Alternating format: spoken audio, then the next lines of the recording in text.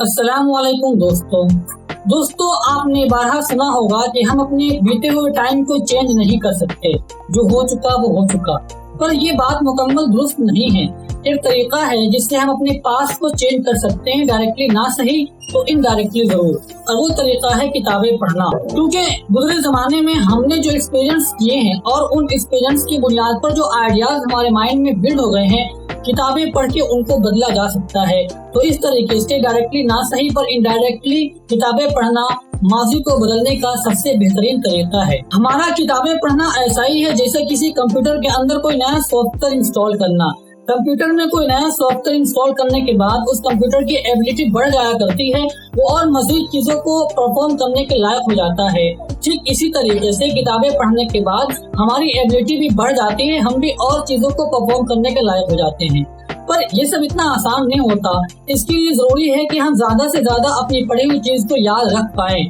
तो आज मैं हाजिर हूँ कुछ ऐसे टिप्स के साथ जिनको फॉलो करके आप भी किताब से ज्यादा फायदा उठा सकते हैं, अपनी पढ़ी हुई चीज को ज्यादा से ज्यादा याद रख सकते हैं। तो चलिए शुरू करते हैं आज का वीडियो बिना किसी तमहीद के। तो पहला टिप्स है, start many books but finish few of them.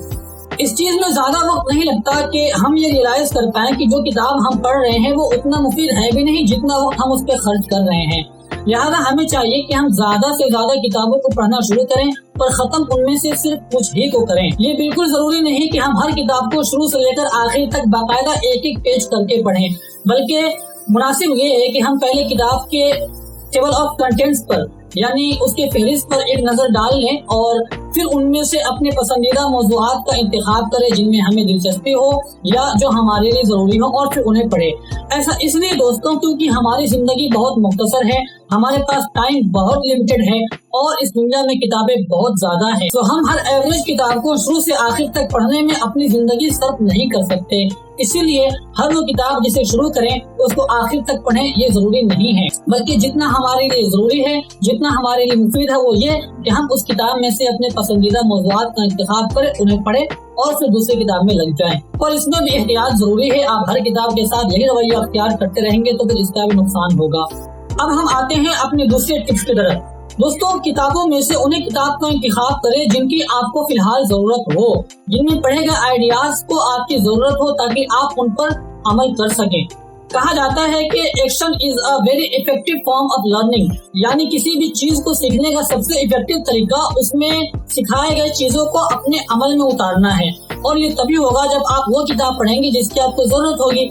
मिसाल के तौर पर बिजनेस मोटिवेशन और बिजनेस आइडियाज पर किताब आप तभी पढ़ें जब आप अपना बिजनेस स्टार्ट करने वाले हों, ताकि उसमें लिखे गए नुस्खे को, उसमें बताए गए आइडियाज को आप अपनी जिंदगी में अप्लाई कर सकें। इस तरीके से आप अपनी पढ़ी हुई चीजों को यूज भी करते रहेंगे और वो चीज आपके दिमाग में फिट भी होती रहेगी।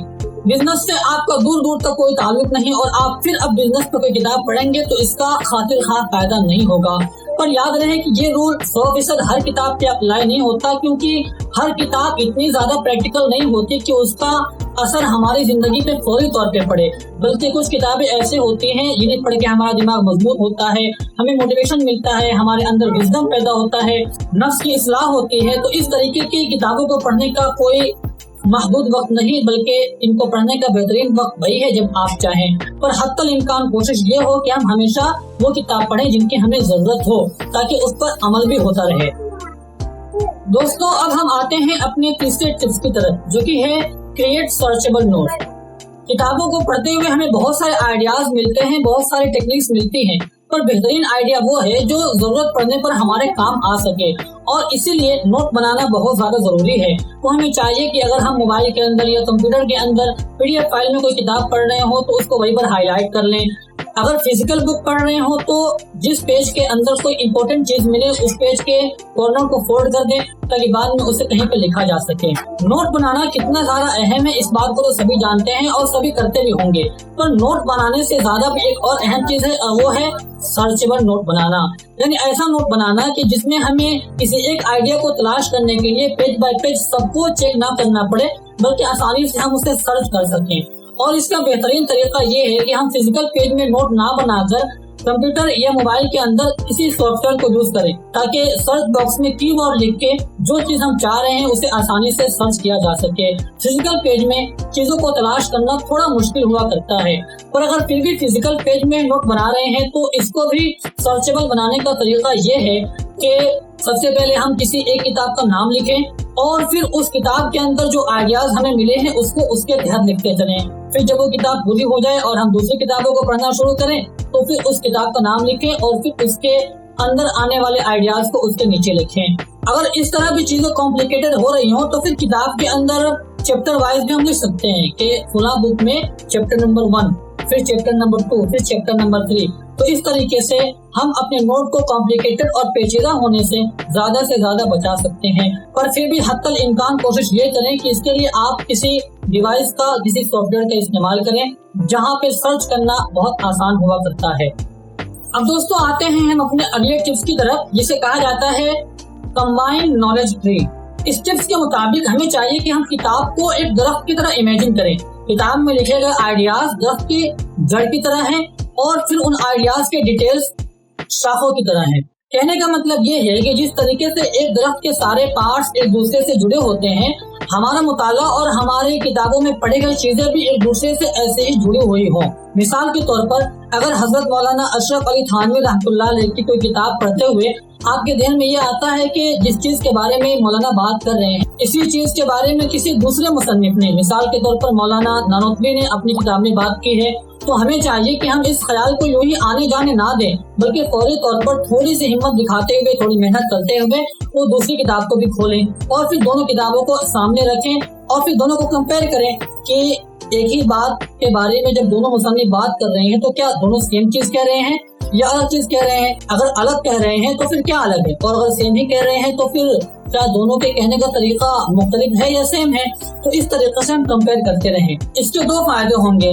पहला फायदा ये कि हमारा मुताला बहुत ज्यादा गहरा होगा, हमें बखूबी मालूम होगा कि इस मौजू के बारे में किस ऑथर ने अपनी किताब में क्या लिखा है, और जरूरत पड़ने पर हम रेफरेंस बहुत आसानी से दे पाएंगे कि इस मौजू के बारे में फला किताब में ये लिखा है, फला किताब में ये लिखा है। और दूसरा फायदा ये कि पढ़ी जा चुकी किताबों से दोबारा कनेक्ट करने का मौका मिलेगा, हम हर चीज को रिफॉर्म कर पाएंगे और इस तरह मुताले में पुख्तगी पैदा होगी और याददाश्त मजबूत होगी।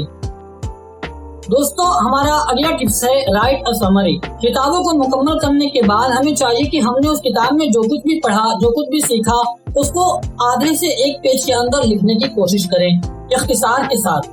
अरबी में एक बहुत ही मशहूर मकूला है, कहा जाता है कि अल क़िराअतु सैदुन वल किताबतु कैदुन, यानी पढ़ाई करना शिकार करने की तरह है और लिख लेना कैद करने की तरह है। तो आपने किसी भी किताब का मुताला किया और फिर उसमें सीखे गए चीजों को कहीं पर लिख के नहीं रखा तो ये ऐसा ही है जैसे आपने किसी जानवर का शिकार किया और फिर उसे बांध के नहीं रखा, यूं ही खुला रख दिया, तो वो कभी भी जा सकता है। ठीक इसी तरीके से ना लिखने से मुताले की गई चीज आपके ध्यान से कभी भी निकल सकती है, उसके आपके ध्यान में बैठे रहने की कोई गारंटी नहीं है। पर बहुत से लोग कंफ्यूज रहते हैं कि हमें समझ में नहीं आता कि हम किसी भी चीज का इख्तिसार किस तरीके से लिखें, किस तरीके से पूरी किताब को एक पेज के अंदर समेटें। तो मेरे पास इसका भी एक हल है। आप अपने आप से 3 सवाल पूछें। सवाल नंबर 1 ये कि इस किताब के सबसे अहम अज्जा कौन कौन से थे। सवाल नंबर 2 कि अगर इस किताब में पढ़े गए आइडियाज को फौरी तौर पर मुझे अपनी जिंदगी पर फिट करना हो तो कौन से आइडियाज को मैं फिट करूंगा। सवाल नंबर 3 मेरा कोई ऐसा दोस्त जिसने इस किताब के बारे में कभी ना सुना हो, वो अगर मुझसे पूछ ले कि इस किताब में क्या है, मुझे उसे रिकमेंड करना हो कि तुम इस किताब को पढ़ो, तुम्हें उसमें ये मिलेगा, तो मैं उसको क्या जवाब दूंगा। और फिर इन तीनों सवालों का जवाब आप लिखना शुरू करें। जो आप लिखेंगे वही उस किताब की समरी होगी। तो है ना बहुत आसान तरीका। अब हमारा जो अगला टिप्स है उसे सराउंड द टॉपिक कहा जाता है, जिसका मतलब ये है कि जब हम एक मौजू पर सिर्फ एक किताब पढ़ते हैं और फिर आगे बढ़ जाते हैं तो इस तरीके से हम किसी एक टॉपिक को समझने के लिए किसी एक किताब का सहारा लेते हैं। उस टॉपिक के हवाले से अपना आइडिया और अपना नजरिया कायम करने के लिए किसी एक ही किताब पर इत्तिफा करते हैं। तो इस तरीके से हमारा कायम होने वाला नजरिया बहुत ज्यादा कमजोर और यकतरफा होगा, क्योंकि हमने मुकम्मल एक टॉपिक को सिर्फ और सिर्फ एक ऑथर के पर्सपेक्टिव से देखने की कोशिश की है। तो इस तरीके से उस टॉपिक के तमाम पहलू, उसके तमाम पर्सपेक्टिव हमारे सामने खुलकर नहीं आएंगे। अंग्रेजी में एक बहुत ही फेमस मकूला है कि your personal experiences make up may be 0.001% of what is happening in the world, but may be 80% of how you think the world works.